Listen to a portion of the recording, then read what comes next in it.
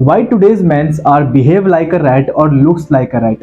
Even I am also an Indian, but फिर भी मैं ये चीज कह रहा हूँ। और सिर्फ मैं ही नहीं, एंथनी टेलर उन्होंने भी कहा था कि इंडियन मेंस आर वीकर। और सिर्फ एंथनी टेलर जैसा फॉरेनर ही नहीं, इवन दो अगर उठा के देखा जाए तो जितने भी फॉरेनर्स हैं उनका यही कहना है कि इंडियंस टाइम के साथ कमजोर होते जा रहे हैं। और जब मैंने इस चीज को लेकर के कुछ रिपोर्ट्स की स्टडी करी, कुछ आर्टिकल्स को देखा, तो यस, लास्ट के 20 से 25 ईयर्स के अगर रिपोर्ट को देखा जाए तो 20% टेस्टोस्टेरोन लेवल आज के कंपैरेटिवली मेंस का गिर चुका है।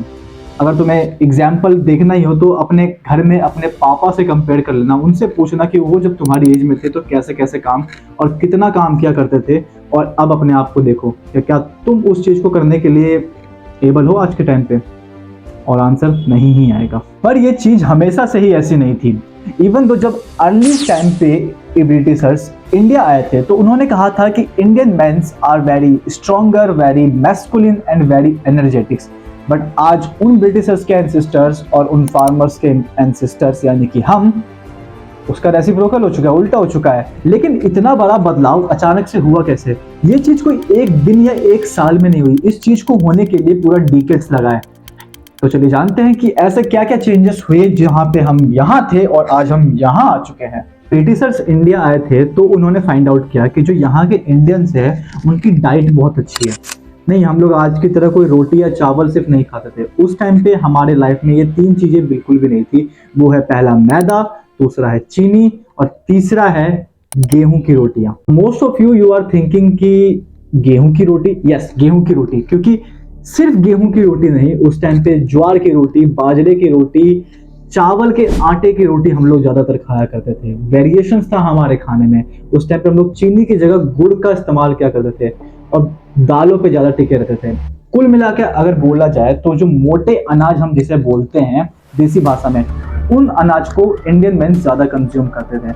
और सिर्फ यही नहीं, उस टाइम पे स्पोर्ट्स के नाम पे हम लोग ज्यादातर पहलवानी क्या करते थे, कसरत के नाम पे हम लोग दौड़ा करते थे और फार्मिंग हमारा बेसिक वर्क लाइफ था। अब अगर आज की बात करी जाए तो फार्मिंग को अगर एक साइड के लिए हटा भी दो तो इस फूड इंडस्ट्री ने जितना कचरा हमारे देश में फैलाया है उतना कचरा किसी और देश में बिल्कुल भी नहीं है। अगर मैं पूछूं कि आज के टाइम पे प्रोटीन के नाम पे तुम सबसे ज्यादा कौन सी चीजें कंज्यूम करते हो, तो देन मोस्ट ऑफ यू तुम में से बोलोगे नॉन वेज, दूध दही, पनीर, सोयाबीन, प्रोटीन के डब्बे, है ना? नहीं, नॉनवेज तो पहले के टाइम पे भी लोग खाते थे और काफ़ी कम खाते थे, बट फिर भी आज के टाइम से ज़्यादा हेल्दी और फिट रहते थे। और नॉनवेज तुम डेली कंज्यूम कर भी नहीं सकते। दूसरी चीज़ दूध दही। पहले के दूध दही जो कि नेचुरल था, आज के हर दूध के प्रोडक्ट, हर दूध में ही मिलावट है। एंड प्रोडक्ट की बात आ गई है तो पनीर के किस्से तो सबने सुने, रिपोर्ट तो कहीं आती रहती है। दूसरा वे प्रोटीन, रियली?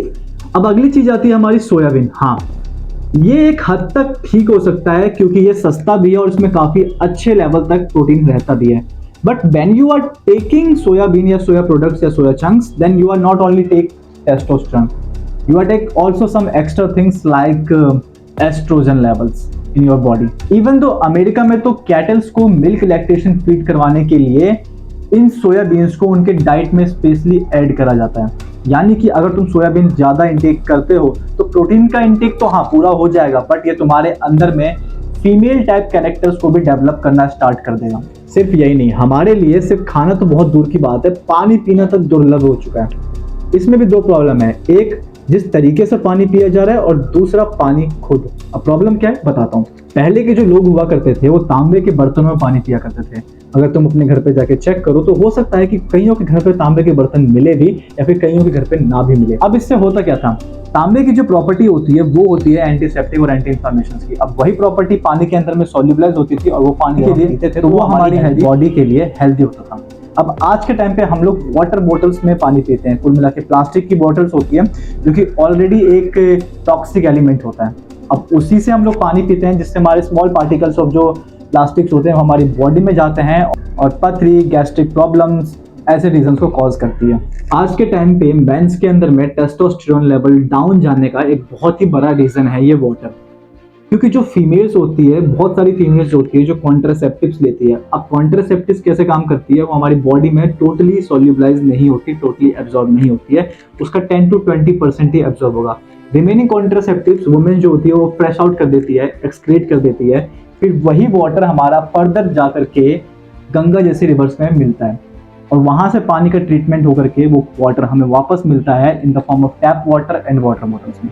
नाउ यू से कि वाटर तो फिल्टर आउट हो गया ना, तो दिक्कत क्या है? दिक्कत है क्योंकि उसके अंदर में जो केमिकल्स होते हैं वो टोटली फिल्टर आउट नहीं हो पाते, और यही सबसे बड़ी प्रॉब्लम है कि आज के टाइम पे लोगों में, मेंस के अंदर में टेस्टोस्टेरोन लेवल डाउन जा रहा है। अब मैं कोई कही बातें या सुनी सुनाई बातें नहीं बोल रहा हूँ, इसका प्रॉपर एक एग्जामिनेशन, एक प्रैक्टिकल परफॉर्म किया गया, जहाँ पे वाटर के अंदर में ऐसे इसी टाइप के वाटर को लिया गया, वहाँ के अंदर उसमें मेल फिशेस को इंट्रोड्यूस करा गया, और आफ्टर सम टाइम देखा गया कि जो मेल फिशेस थे उनके कैरेक्टर्स फेमिनिज्म की तरफ चेंज हो गए, यानी कि उन मेल फिशेस में फीमेल्स वाली कैरेक्टर्स भी आने स्टार्ट हो गई, और वही पानी हम लोग भी कंज्यूम करते हैं। एक स्टडी के हिसाब से 1973 से लेकर के 2010 तक के अंदर में 59% स्पर्म काउंट डिक्रीज हुआ एक मेल के अंदर में, और अब इससे अनुमान ये भी लगाया जा रहा है कि 2045 तक आते आते ये नंबर 100% तक हो सकता है, यानी कि इससे रिप्रोडक्शन जैसे प्रोसेस में भी दिक्कत आने वाली है। यू नो, इंडिया में जो क्राइम रेट है वो वुमेन्स के सबसे ज्यादा अगेंस्ट में है, लेकिन अगर तुम सुसाइड रेट उठा के देखते हो तो वो मेंस का कंपैरेटिवली वुमेन्स ज्यादा ही निकलेगा। इसका एक बहुत बड़ा रीजन पेरेंटिंग भी हो सकती है, क्योंकि आज के जो पेरेंट्स होते हैं वो अपने बच्चों को बहुत ही ज्यादा प्रिजर्व करके रखते हैं, बहुत ही सिक्योर करके रखते हैं, तो उनके अंदर में उन चैलेंजेस को फेस करने की एबिलिटीज डेवलप ही नहीं होती।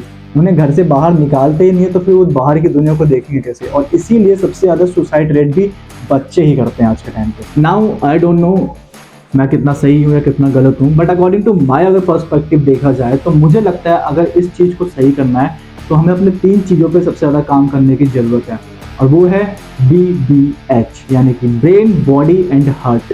पहली चीज़ आती है ब्रेन। हमें अपने ब्रेन को ये चीज़ सिखानी पड़ेगी कि कोई तीसरा बंदा आकर के हमें लाइफ टाइम प्रिजर्व नहीं करेगा। सपोज कि अगर स्कूल में तुम्हें कोई छेड़ता है या फिर कॉलेज में तुम्हें कोई परेशान करता है, तो कब तक तुम किसी टीचर को जाके बताते रहोगे? या ऑफिस में भी कोई परेशान करके तो घर में आके बताओगे किसी को, अपने बॉस को जाके कंप्लेन करोगे? नहीं, तुम्हें उससे खुद डील करना है। सामने जाके जब तक बात करोगे नहीं, सॉल्यूशन निकलेगा नहीं, और एक बार बात करके तो देखो, क्या पता सामने से कोई प्रॉब्लम ही ना हो। दूसरी चीज आती है हर्ट। क्यों हमें इतना इमोशनल वीक होना है? अगर 100 लोगों के सामने तुम्हें बेइज्जती सहने की आदत नहीं है ना, तो अभी से सीख लो, क्योंकि फ्यूचर में तुम्हें ये चीज़ कभी ना कभी फेस करनी पड़ेगी।